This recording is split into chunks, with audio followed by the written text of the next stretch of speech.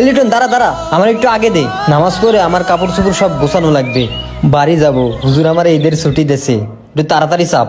হুজুর ছুটি দেছে? হ। এখন তাহলে কনে যাবি? বাড়ি? হ্যাঁ বাড়ি যাব। তোর বাড়িটা যেন কনে পড়েছে? খুলনা সোনাডাঙ্গা। ও, একটু চাপ ভাই তাড়াতাড়ি। এই দিন নতুন পাঞ্জাবি কিনে দিছে তোর বাড়িতে? মামা দেছে একটা আর আব্বা দুইটা দিছে। তোর আব্বা দুইটো দিছে? হ্যাঁ আব্বা এবছর দুইটা দিছে। তাহলে 3 সেট হইলো তোর মোট পাঞ্জাবি? হয় 3 সেট। একটু তাড়াতাড়ি চাপ না ভাই। তুই কোনো নিউজ টিউজ পাইছিস যে এলাকার কোনো লোক মাদ্রাসার ছেলেবেলের পাঞ্জাবি দেবে কিনা? না, এখন আর বড় লোকরা এতিমদের দান করে না। না, আমি এই মাদ্রাসায় তো অনেক দিন ধরে আছি, এই এলাকার লোক তো তেমন একটা দান করে না। আমি ছোটবেলার থেকে এই মাদ্রাসায় বড় হয়েছি। ওই যে বড় হুজুর ছিল না আমাদের মাদ্রাসায়, যিনি মারা গেছে, হ্যাঁ উনি আমারে নিয়ে আসিল নাকি কন্তে, আমি তো জানি না। তারপর থেকে ওনার কাছেই থাকতাম। ওই নন্য ঈদি ওই হুজুরই আমারে দিত পাঞ্জাবি যখন হুজুর বাইসে ছিল, কিন্তু হুজুরটা মরে গেল আগের কুরবানি ঈদি। আর এখন গল্প করার সময় নাই ভাই, তুই একটু চাপ, আমার যাওয়া লাগবে। আর তুই আসবিনি কবে? এ বেটা কত মাস পরে বাড়ি যাচ্ছি, ছুটি কাটায় আরো 3-4 দিন আসতে লেট হবে।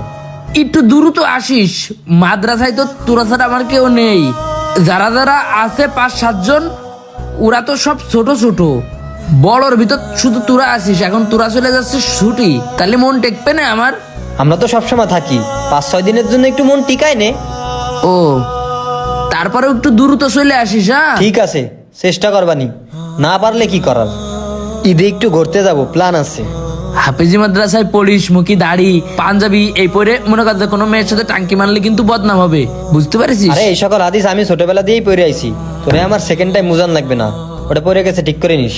আর তুই বাড়ি যাবি না? ওটা তো গুতো আমার ফেলাই দিলি। আর বাড়ি আমার আছে নাকি? আমি তো মাদ্রাসাতেই থাকি, বাড়ি কি করে যাব? আমি তো এই মাদ্রাসায় 6 মাস, তোর যে বাড়ি নেই এটা প্রথম শুনলাম। এ থাক, ঈদের পর এসে কথা হবে। হ্যাঁ আয়, দ্রুত নামাজ পড়তে আয়।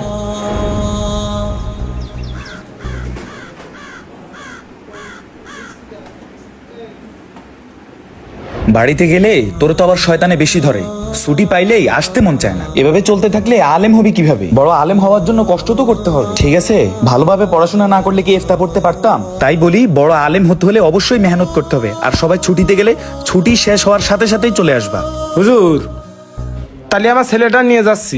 ঠিক আছে, ইনশাল্লাহ 5 ওয়াক্ত নামাজ মসজিদে জামাতের সাথে আদায় করবা, আর মায়ের সঙ্গে বাবার সঙ্গে সদাচরণ করবা এবং তাদের কাজে সহযোগিতা করবা।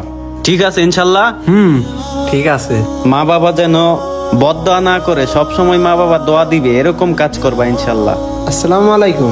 ওয়ালাইকুম সালাম। আল্লাহ হাফেজ। হাফিজ, তুই সেদিন আমার কাছে হাদিসের বই চাইছিলি না?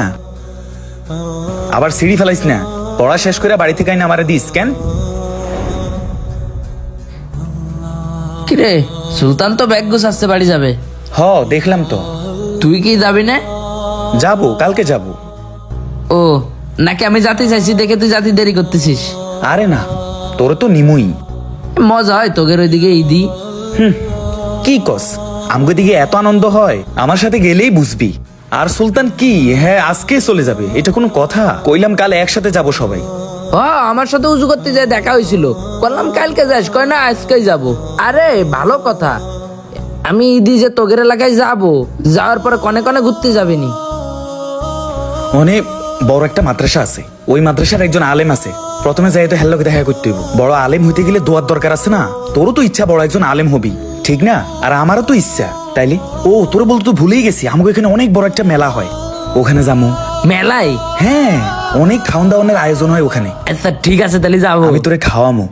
শোন, বড় হুজুর মরে যাওয়ার পরে কোনো ঈদই মাদ্রাসা থেকে বেরোতে পারি না, এই প্রথম তুই আমার নিয়ে যাবি। আমার ভাবলি খুব আনন্দ লাগতেস। আজকে চল বাড়ি, হুজুর বললি তো আমাকে ছুটি দেবে, সমস্যা নেই। আরে না, আজকে পাঞ্জাবি ধুয়ে দিছি, ডিসিশন নিছি কালকে যাবো। আচ্ছা ঠিক আছে। আর ওই পাঞ্জাবি টাঞ্জাবি রেডি রাখিস তুই। হ্যাঁ, আমার কাপড় চুপড় গুছাই রেখে দিচ্ছি। আচ্ছা থাক তুই, আমি আবার একটু ওই হেফজোখানা যাই, হুজুর ডাকছে। হুজুর আসি তাহলে, ভালো থাকবেন। ঠিক আছে বড় ভাই, বাসায় সব সময় বড়দেরকে সম্মান করব ইনশাল্লাহ, আর ছোটদেরকে স্নেহ করব ইনশাল্লাহ। ঈদে দাওয়াত থাকলো। ঠিক আছে, আসসালামু আলাইকুম। ওয়ালাইকুম আসসালাম ওয়া রাহমাতুল্লাহ।